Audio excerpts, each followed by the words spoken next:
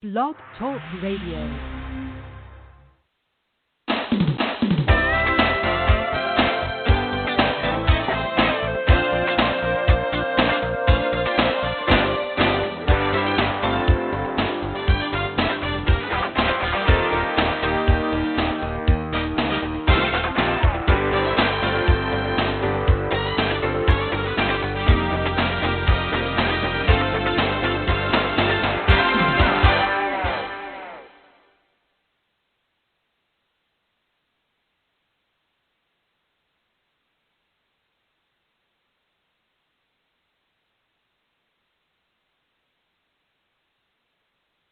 Activity.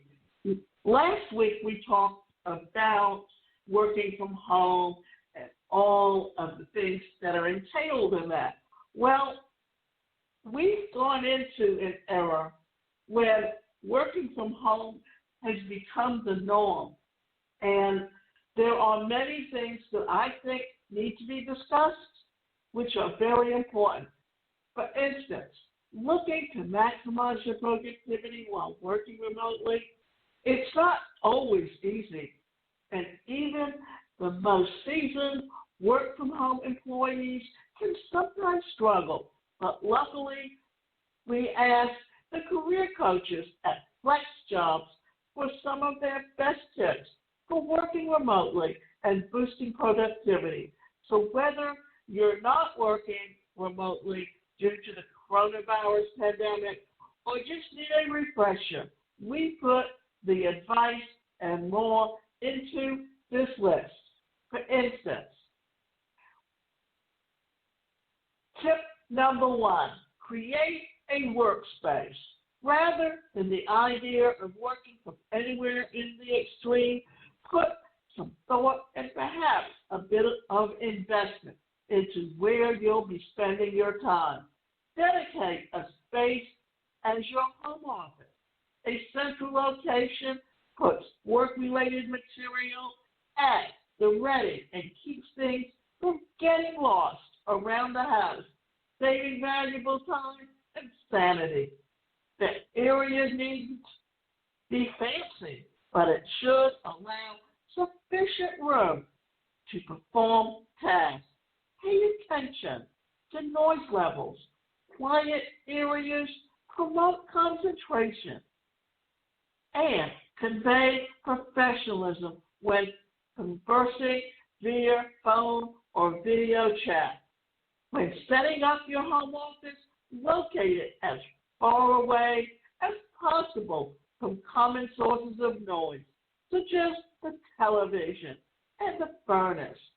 An office door that closes and a good pair of noise-canceling headphones also work wonders. Watch the temptation to make do, which could ultimately impact your ability to perform. Pulling a dining room chair over the computer might seem like a cost-effective idea, but purchasing an ergonomic one that keeps you back from aching might prove to be a preferable routine. Better lighting, a faster internet connection, and a personal space heater or fan that are other potential wise investments. What we're talking about here is how you set up your room. You need to think of it as your office and work with it in such a way that you are actually building and putting together all of the things that you will need. The idea being that when you're in your office, you're conducting meetings and you're doing your work, you need to make sure that just like your office, you don't have distractions. You need to do the same at home. If you have a family, make sure to keep that door closed and make sure to have your hours listed on the door so that your family knows that you cannot be disturbed unless you open the door for a break. Remote work tip number 2. Reduce distractions from your comfy couch and the nostalgic full of house binge watching session or playing with your pet pig. There can be endless distractions when you work from home. Explain to everyone in the household the importance of respecting a closed office door. Get rid of temptations and close computer tabs not in use. Consider web browser or web browser plugins that block specific sites such as social media platforms during the time that you're working. Refrain from turning on the TV just for a minute, and definitely don't install one near your work area. Keep a pad of paper next to the computer and jot down extemporaneous thoughts and eliminate the fear that you'll forget something that you don't act upon right now. Now, here's the thing here. These are things that you did when you worked in an office. Another thing to think about is, what if, remember there used to be office suites where you can rent a space as an office to meet with people even when you worked from home. That may also be a suggestion of something that you can think about and how you can incorporate that into how you are doing your business. Always remember this, that it doesn't matter where you're working from. Here's another thing to think about, that the titles that you have in your office are very much the same. The difference is, it's like, think about it, a virtual assistant today was a secretary in an office. A web designer is also a graphic designer. So if you have certain skills, then you can always do them from home. And I can remember the latter part of the 20th century, in the late 1990s, I needed someone to come to my home to work on my computer. And the person that I talked to that did it, he had worked for Earthlink. And what happened was, when they did their big 60,000 people layoff, he was one of the people laid off. So what he did was, he created his own agency, a computer agency or an internet marketing agency, a digital marketing agency, that he was building people's websites for them. And he was also turning around and marketing that business for them. And then doing a split of a 60-40, where he was doing the heavy lifting of the work to find the positions for the person who is the plumber. So there's always ways that you can create opportunities for yourself if you just know how to do it. These are things that we don't always plan for or even think about, but they are things to be considered in so many opportunities for yourself. Remote work tip number 3, develop a routine. Being productive during your workday takes some planning, and a lack of structure can lead to a feeling of aimless, overwhelmed, or on call 24/7. Come up with a ritual to mark the start and the end of your workday. Such actions trigger your mind to get into the proper frame. Signal work mode by enjoying a cup of hot tea in the morning while looking over your daily schedule. Clearly say to your brain, I'm done for the day. By changing your clothes at day's end like a commuter arriving from home. Get in the habit of creating tomorrow's to-do list before calling it a day while information is still fresh in your mind. Then you can jump right into the things upon your return instead of trying to remember where you left off. That's the biggest thing that I think people don't always think about is the importance of planning out your day the night before and always having a routine.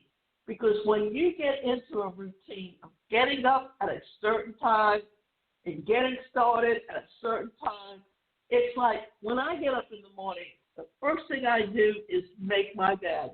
Then I also have to use the CPAP for breathing. So that's the next thing I do is clean that and set that up.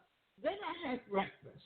But while I'm eating my breakfast is when I will quickly go through my emails from the night before. But it gets me set up so that I'm doing a routine.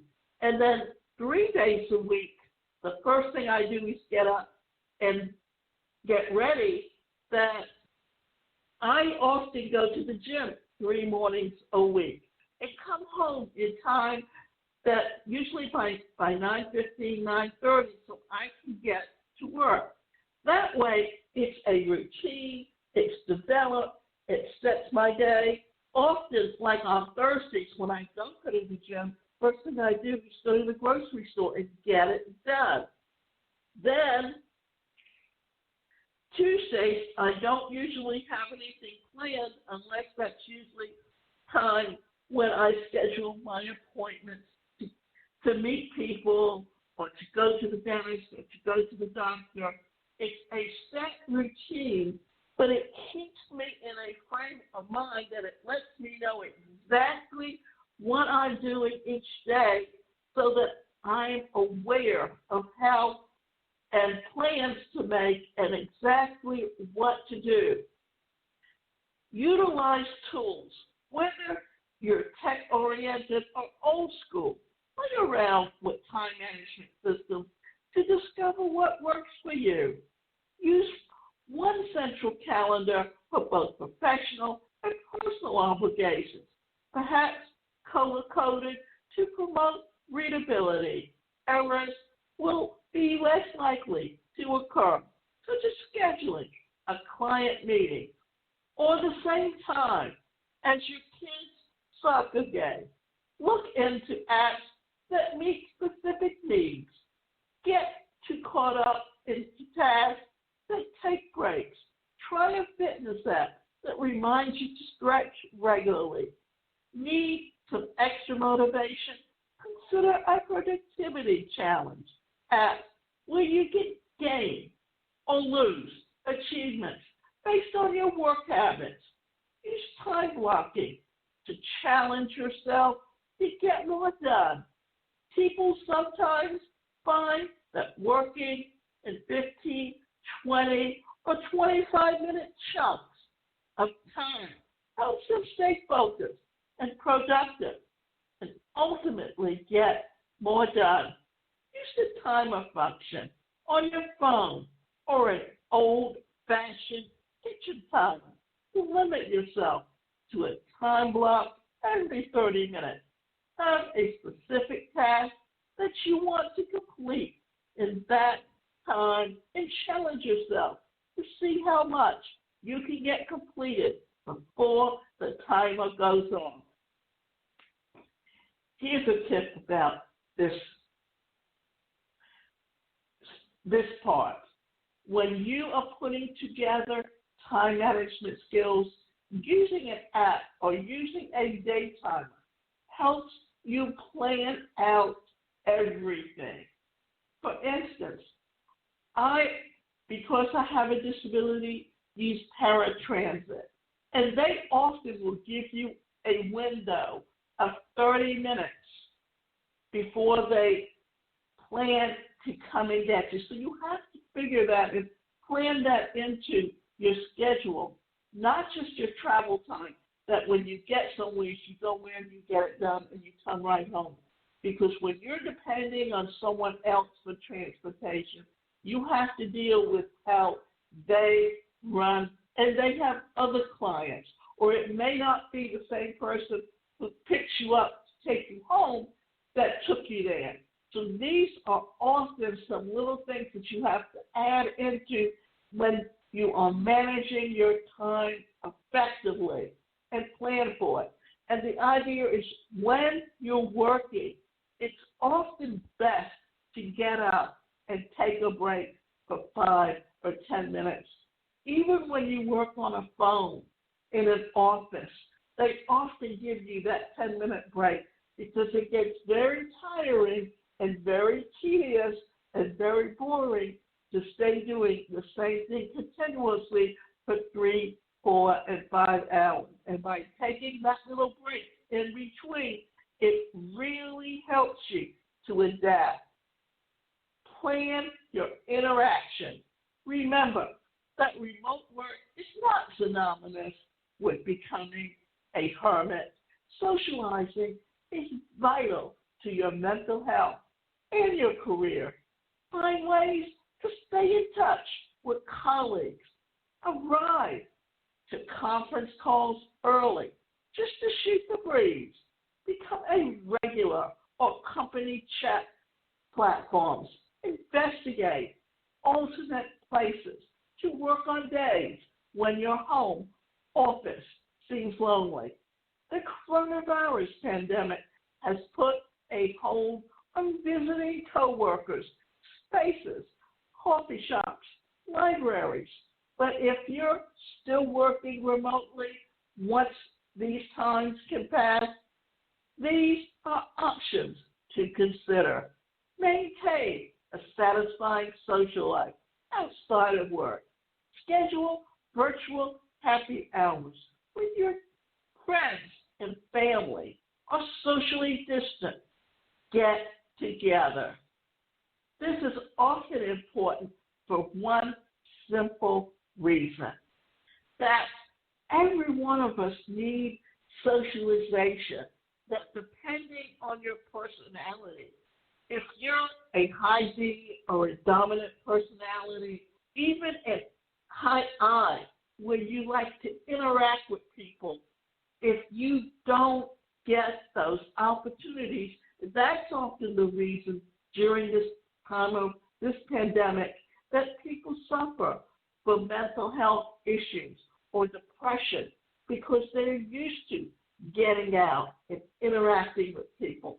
And when they don't have those opportunities, that's when they start to feel emotionally. But if you're a steadiness, which is someone who likes to do things by the book and can sit there and do their work and concentrate on it, then it won't be as bad. And then you've got the person who questions everything, the conscientiousness behavior pattern. But the thing is, depending on your behavior pattern, it often determines how much and how important those socialization skills are to you. And for so many people who don't have the same opportunity to do those things, they're the ones that are suffering the most. Start big and work your way down. No one likes to feel like there isn't enough hours in a day to accomplish all that you'd like to. So start big and work your way down. A quote wrongly attributed to Mark Twain goes like this: if it's your job to eat a frog, it's best to do it first thing in the morning. And if your job is to eat 2 frogs, it's the best thing to do one first. Simply put, if you have several tasks to do, tackle the biggest and hardest one first. That's even a productivity book called Eat That Frog. Remember the compound effect? This theory says that to accomplish anything major, break it into smaller pieces that you can accomplish day after day. That consistent small effect adds up over time to a big result. These steps in the moment don't seem significant, but the results are massive. Check out the book by Darren Hardy and this YouTube video. Here's what we are saying. And often think about it this way. If you have an end goal, it can be really daunting. But if you break it down into different activities to do each day to reach that goal, then before you know it, it's not so daunting and it gets done. Here's another thing to think about. There can be things that you have to do for your business no matter what. Often think about it this way. What are the things that you really enjoy doing? And what are the things that you really don't like doing? And the best way to get everything done is to get the things that you don't like doing done first.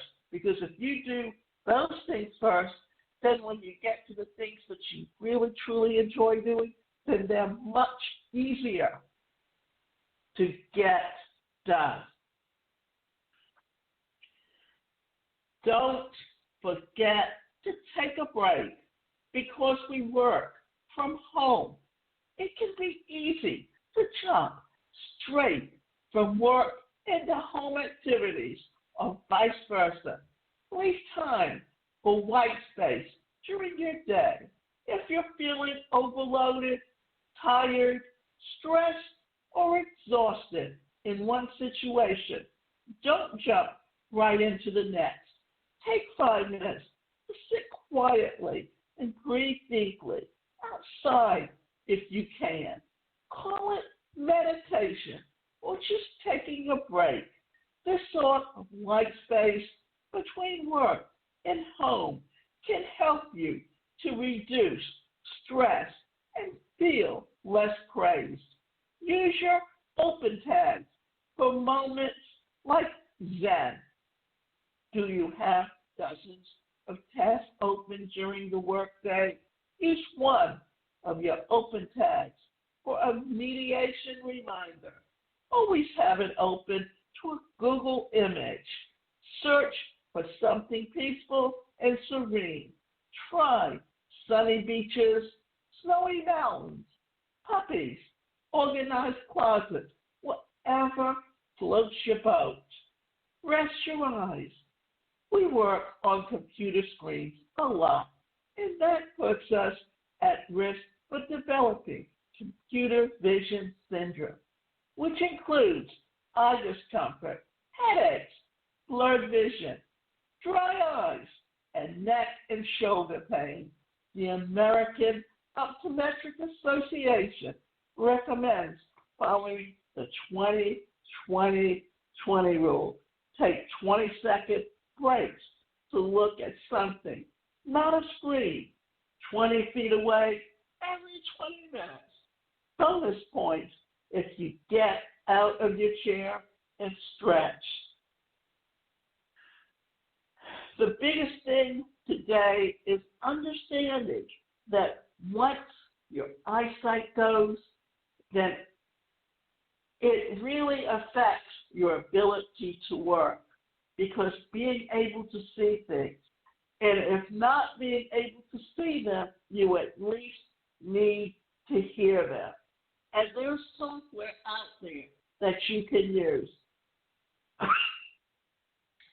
For instance, I actually use Dragon Naturally Speaking. And why do I use Dragon Naturally Speaking?